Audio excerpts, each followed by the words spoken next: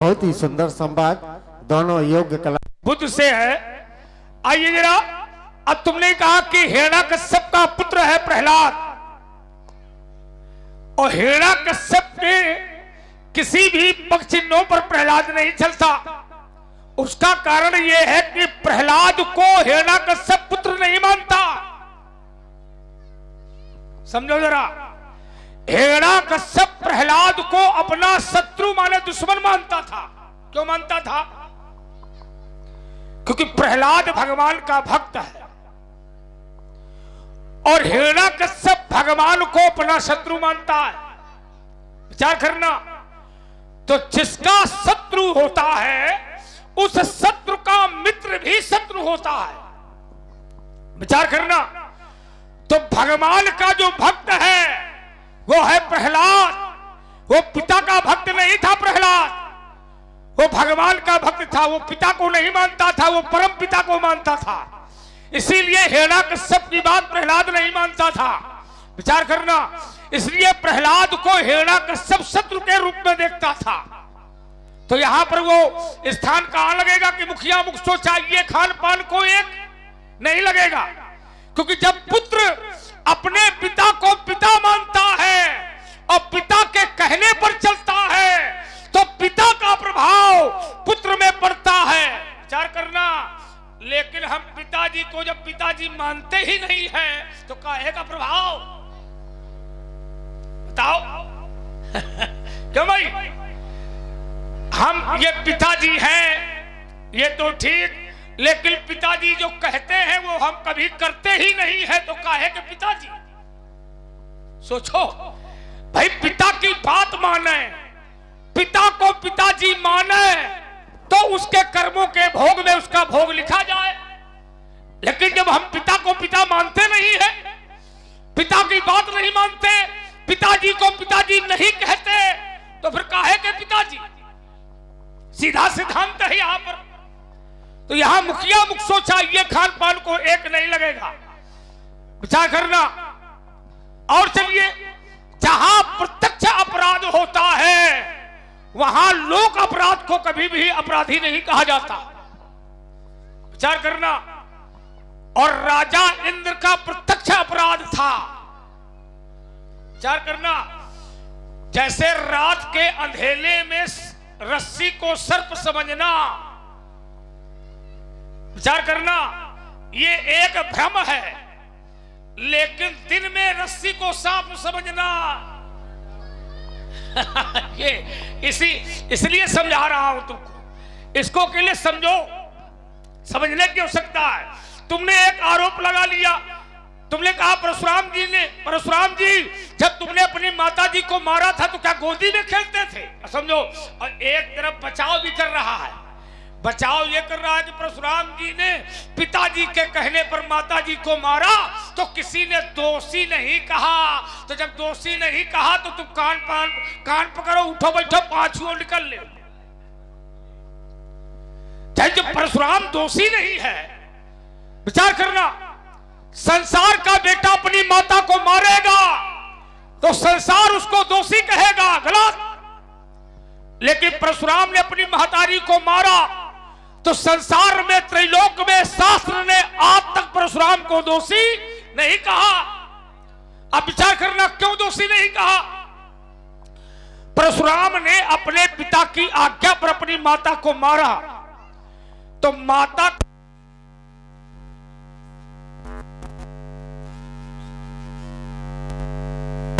पिता के आशीर्वाद से, पिता के आशीर्वाद से, पिता के वरदान से मैंने अपनी माता को जिंदा कर लिया। विचार करना, परशुराम ने अपनी महतारी को मारा, जिंदा कर लिया।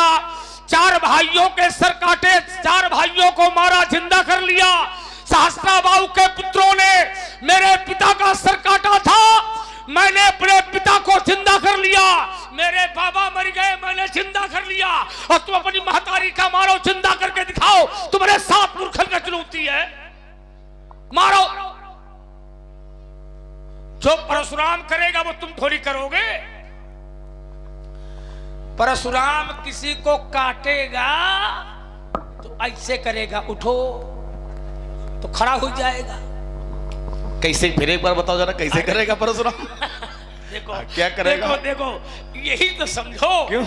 उसमें बच्चू करना है। कैसे? क्योंकि मृत संजीवनी विद्या तो हमारे घर में है।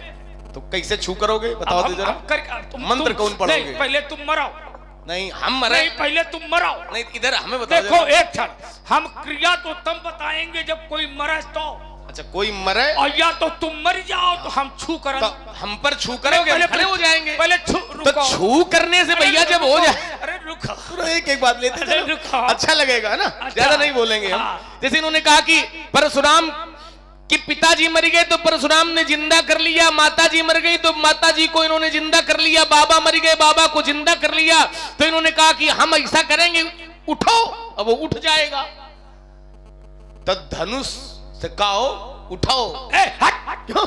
जब माता को जिंदा कर सकते हो, बाबा को जिंदा कर सकते हो, तो धनुषों जोड़ ले, फिर कहा अल्लाह मचाए, फिर उसी से कहो लक्ष्मण पर का नियम लगा रहे हो कि तुम मरो फिर हम जिंदा करें। तो धनुष से महाराज कहो छू।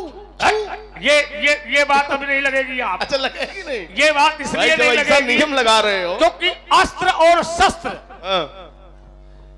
धनुष जो है, विचार करना, जो शस्त्र होता है, जो अस्त्र होता है, वो स्वयं में चलायमान नहीं होता। अस्त्र और शस्त्र जो है वो स्वयं चलायमान नहीं होते, उनको चलाया जाता है। और चलाने वाला जो होता है वो वीर होता है। विचार करना, यदि इसके अंदर जीव का प्रवेश होता तो परशुराम अधिकार दिखा देता। विचार करना, लेकिन अस्त्र और शस्त्रों का बनाने का काम परशुराम का नहीं है, यह विश्वकर्मा का है। किसका काम है? यह बात तो यह परशुराम का कार्य थोड़ी है। यदि परशुराम का यह कार्य तब होता जब ये अस्त्र और शस्त्र ना होता तब। अगर ये मनुष्य के शरीर में होता तो परशुराम इसको जिंदा कर देता। विचार करना, तो हमें जिंदा करने का अधिकार है, लेकिन जहां पर तुम कह रहे हो परशुराम जी ऐसे कर दे तो खड़े हो जाए, तो खड़े वो तो पहले भी नहीं थे और ना खड़े अब हो सकते हैं, क्योंकि जब खड़े थे तब खड़े थे, अब कैसे खड़े हो जाएंगे? विचार करना, तो ये जो नियम तुम्हारे ऊपर लागू हो रहा है।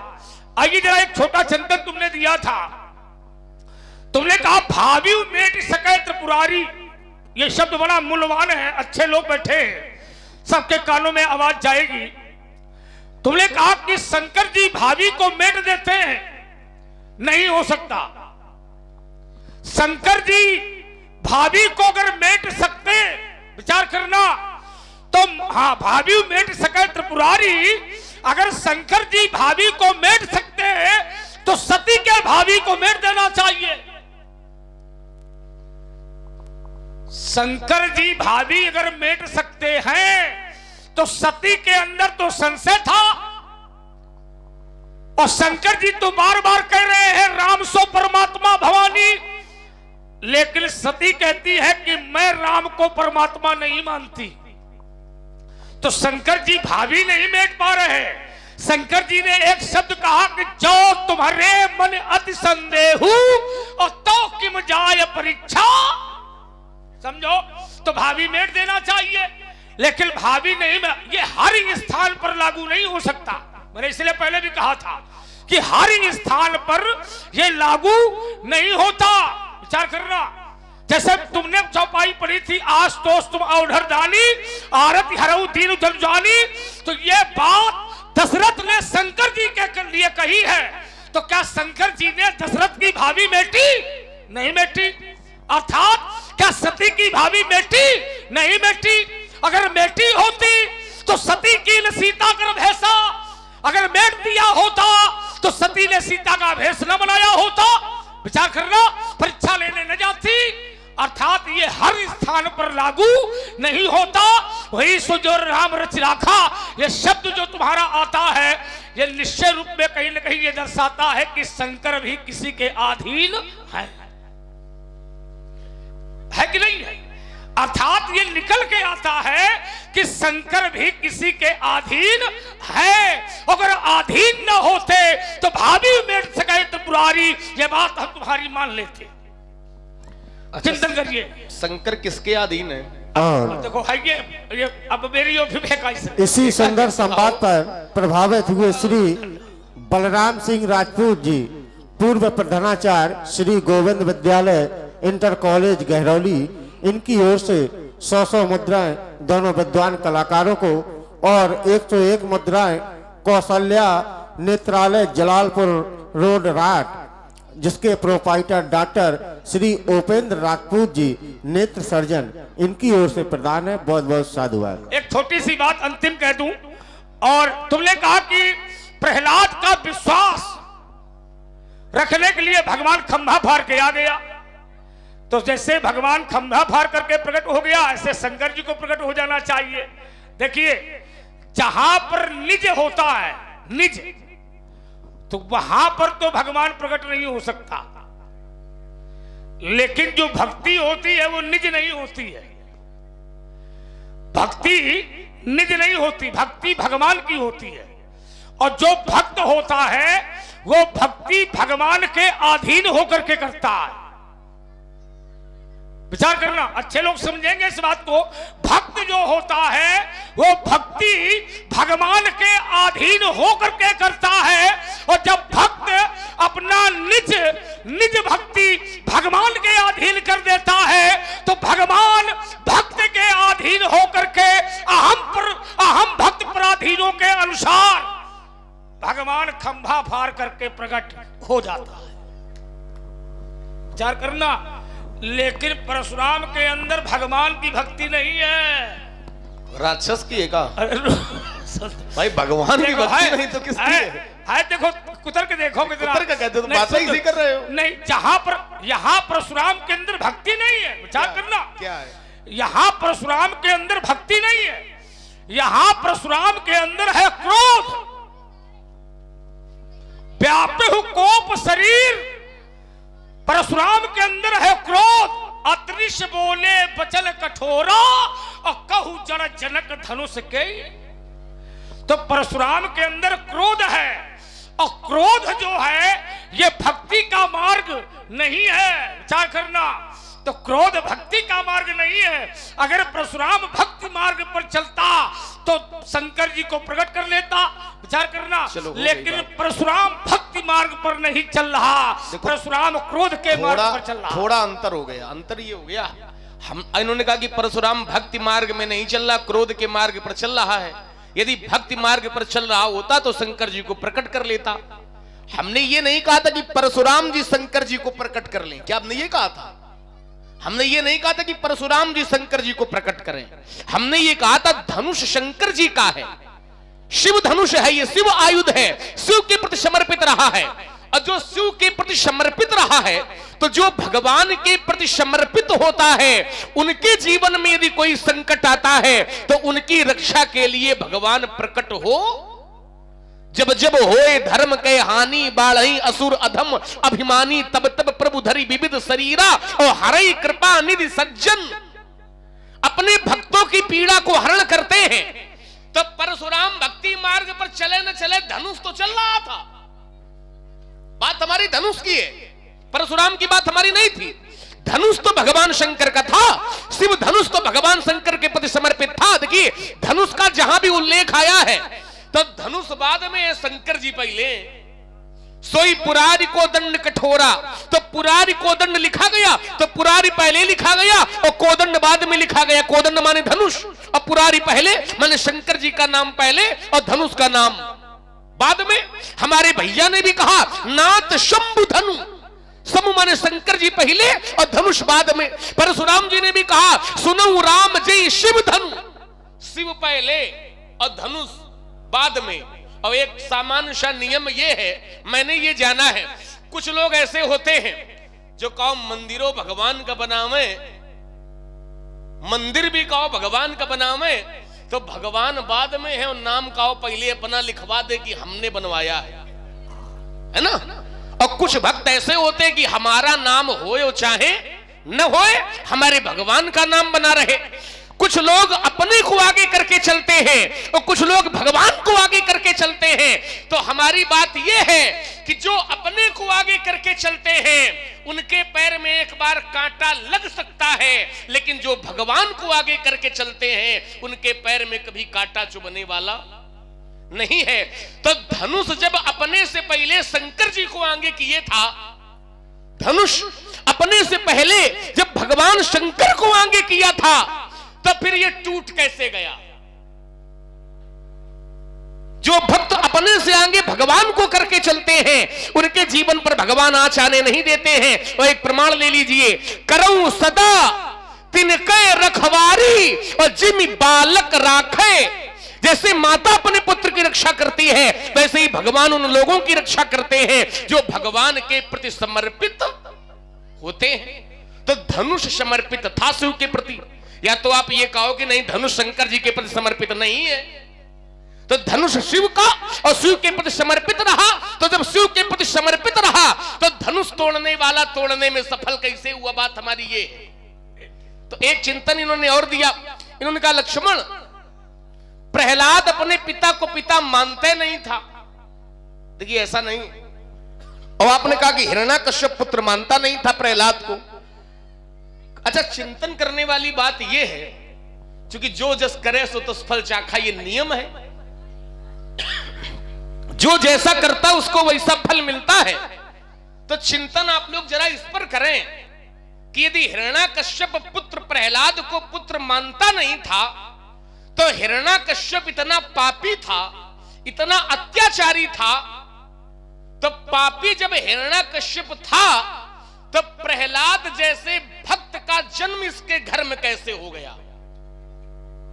क्योंकि हमने तो आज तक यही सुना है कि आमे के पेड़ पर आम लगते हैं, कभी कांटों के पेड़ पर आम नहीं लगते हैं। तो यदि वो पुत्र नहीं मानता था तो हिरण्याकश्यप इतना पापी था, अत्याचारी था, और अत्याचारी के घर में भगवान का भक्त कैसे जन्म लेता है?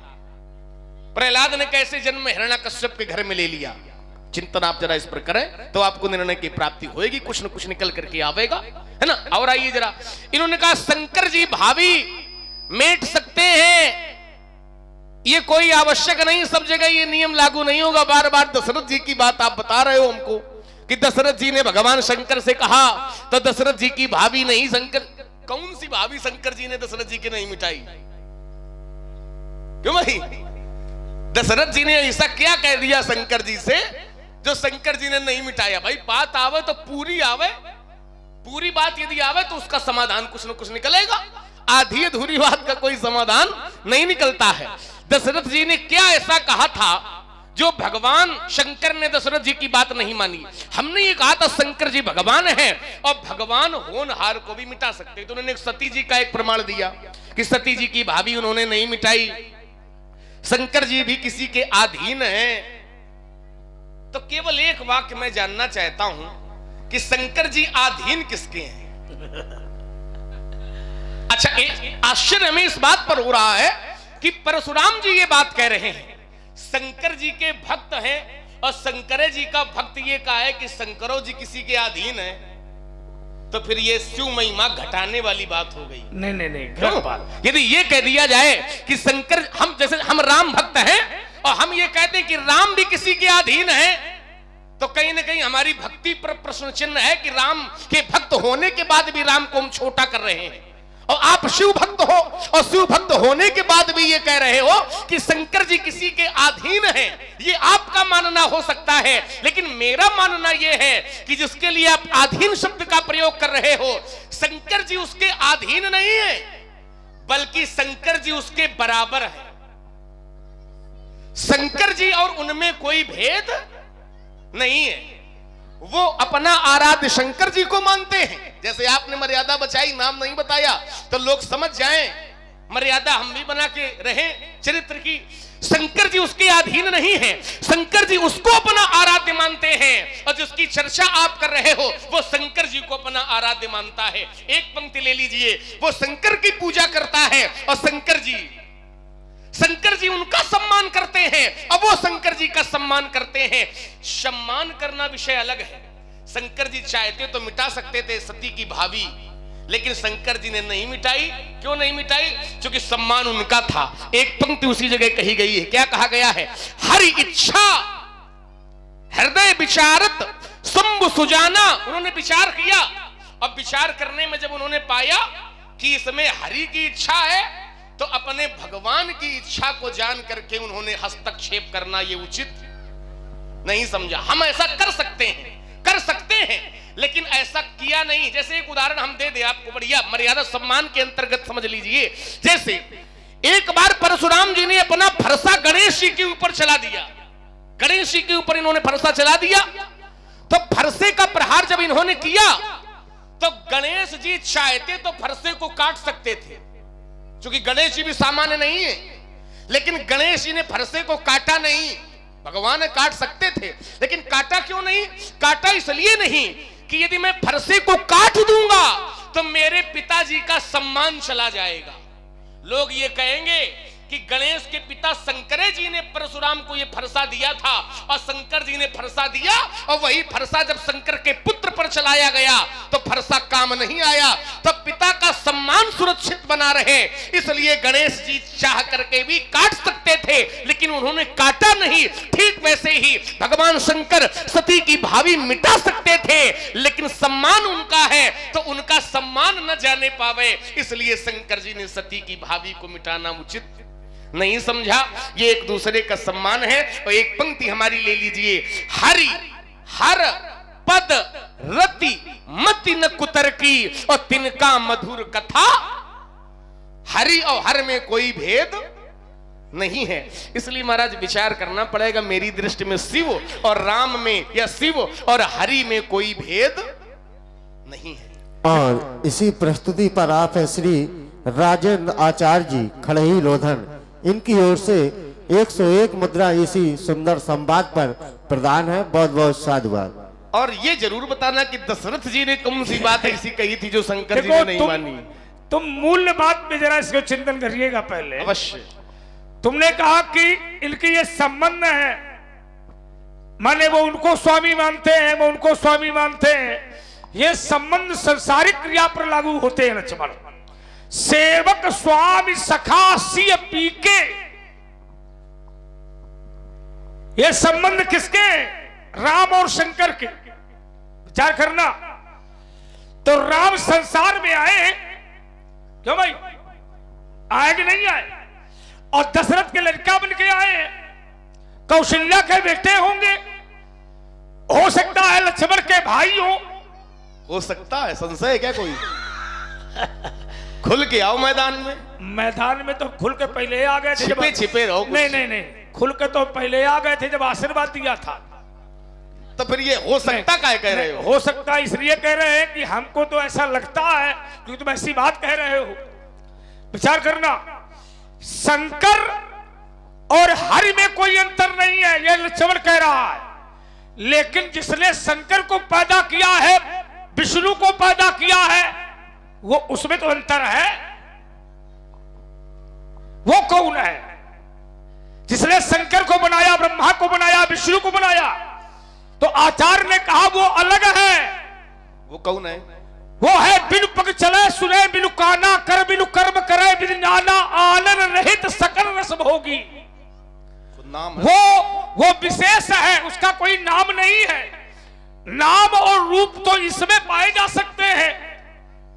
विचार करना, उसके नाम और रूप में मत जाइए, क्योंकि जग पेखन तुम देखन हारे, और विधि हरि शंभु नचावन हारे, और आगे है देव न जाने मरम तुम्हारा। उसके रहस्य को कोई जानता नहीं है। शंकर ब्रह्मा विष्णु ये भी उसके रहस्य को जान नहीं सकते। विचार करना, अगर ये वो एक ही होते, ये और वो हो, अगर एक ही होते तो मनु और शत्रुपा तपस्या कर रहे हैं। विचार करना, और अगर एक ही होते तो विधि हरि हर तप देख अपारा, और मनु समीप आए बहुबारा। विचार करना, लेकिन उन्होंने कहा मांगहु वर बहु भात लुभाए पर परम धीर नहीं चले।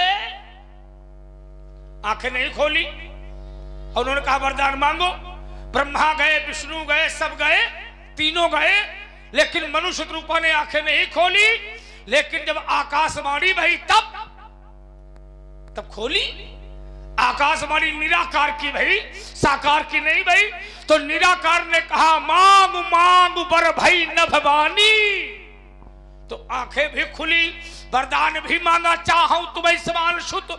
विचार करना, तो अगर एक है तो यहां और वहां में फिर अंतर क्यों? विचार करना। एक छोटी बात, ये तर्क है, विचार करिएगा। इसको अपने अनुसार परसने का प्रभाव लाओ जरा। अवश्य लाएंगे, लाना पड़ेगा। और चलिए, लाना इसलिए पड़ेगा क्योंकि हम समझौता नहीं करते। बिल्कुल सही बात। और देखिए, तुमने कहा कि गणेश जी का दांत तोड़ दिया और गणेश जी ने अपने दांत में परशु का प्रभाव ले लिया। इसका कारण है कि शंकर जी ने परशुराम को वर्षा दिया था, तो उन्होंने अपने पिता का सम्मान रखने के लिए ऐसा कार्य किया, है ना। अच्छा, गणेश चाहते तो दाएं हाथ में तो फरसा ले सकते थे, क्यों भैया? बाएं में भी ले सकते थे कि नहीं? खोपरी में ले लेते, पीठी में ले लेते, लेकिन दांता में काहे लिया? हाँ, काहे लिया? लिखना था क्या? लिखना था क्या? और किसी राक्षस को मरना भी था। अच्छा, लिखना क्या था पहले? ये लिखना था महाभारत ग्रंथ। विचार करना, उसी दांत से महाभारत जैसे ग्रंथ का निर्माण। दूसरा, एक राक्षस था जिसका नाम था गजासुर, और उसको वरदान था कि तुम्हें गणेश के दांत से ही तुम्हारा उद्धार होगा। बात समझो। तो गणेश ने दांत इस कारण से आगे किया कि यह वाला टूट जाए तो ये खैर उद्धार हो जाए, तो हमारा फरसा चले फिर उद्धार ना हो। समझो। अरे हमने गुरु जी के फरसा मारा, शंकर जी के, तो उनका नाम देखो 999, और जैसे फरसा मारा 1000 नाम से पूजा हो रही है। हम फरसा मारे, हम हाथ मारे, पांव मारे, कुछो मारे, लेकिन पूजा होगी। हमारे बाबा ने भगवान विष्णु की छाती में लात मार दी है? तो उनकी छाती की शोभा बढ़ गई। मेरे सगे बाबा ने, समझो जरा, छाती में लात मारी। सगे हैं, उनको सगे मानना। तो सगे का चचेरे बाबा होते हैं का? बाबा तो सगे होते हैं का पर बाबा नहीं होते। तो तुम्हारे भृगु जी बाबा है कि पर बाबा है? अरे सुन, ये देखो कुतर कर रहा है। अभी कुतर हो गए। हम तो तुम्हारी बात को दोहरा रहे हैं। भृगु जी तुम्हारे बाबा है कि पर बाबा है? अब देखो, इसी में चिंतन करिए। हाँ, कौन है? सगे बाबा तो हमारे ऋषिक है। और पर बाबा कौन है? अब देखो, उत्तर भी कर रहा है। क्या है पर बाबा? भृगु जी कौन है? रुको रुको रुको, अब सुनिए, वो भी हम बताएंगे, बीच में बोल करके नहीं। तो तुम क्या कह रहे थे भृगु जी हमारे सगे बाबा है? तो जब सगे, अब कह रहे हो सगे बाबा हमारे ऋषिक है? नहीं, एक अभी कह गए थे भृगु जी हैं। बहुत बोलता है ये लड़का। अब बोलने के लिए आए, और जब भी बोलेगा तो बीच में बोलेगा, क्योंकि ये बीच में पैदा हुआ है।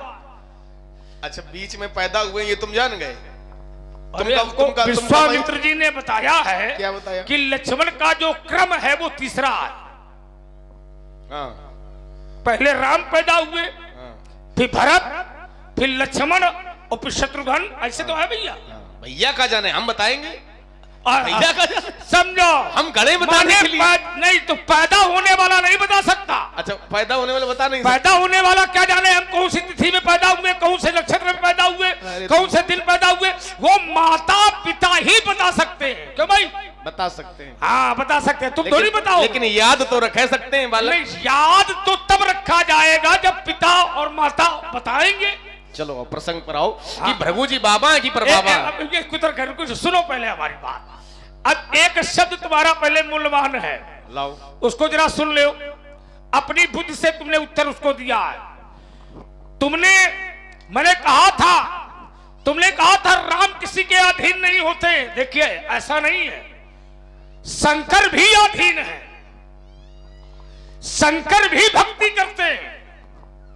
शंकर भी परमात्मा के अधीन है, शंकर राम के अधीन है, शंकर राम की भक्ति करते हैं, ये अधीन हो गए क्योंकि राम नाम शिव सुमिरन लागे और जाने सती जगतपति जागे।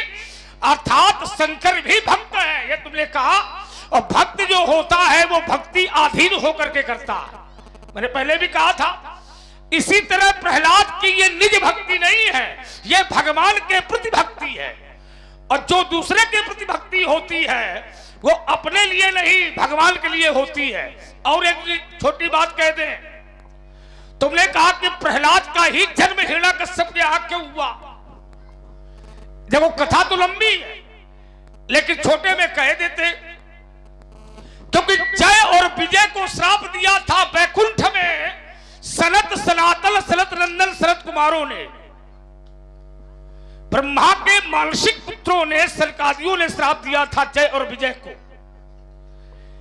और जय और विजय को श्राप यह दिया था कि तुम भगवान के दर्शन करने से हमें रोक रहे हो और हम तुम्हें श्राप देते हैं कि तुम 3 युगों तक राक्षसों की योनि में पाए जाओगे। अब वही जाकर के सतयुग में हिरण्याक्ष और हिरण्याकश्यप बने, त्रेता में रावण और कुंभकर्ण बने और आने वाले द्वापर में शिशुपाल और दंत्रवत बनेंगे। ये कथा है। और भगवान ने कहा था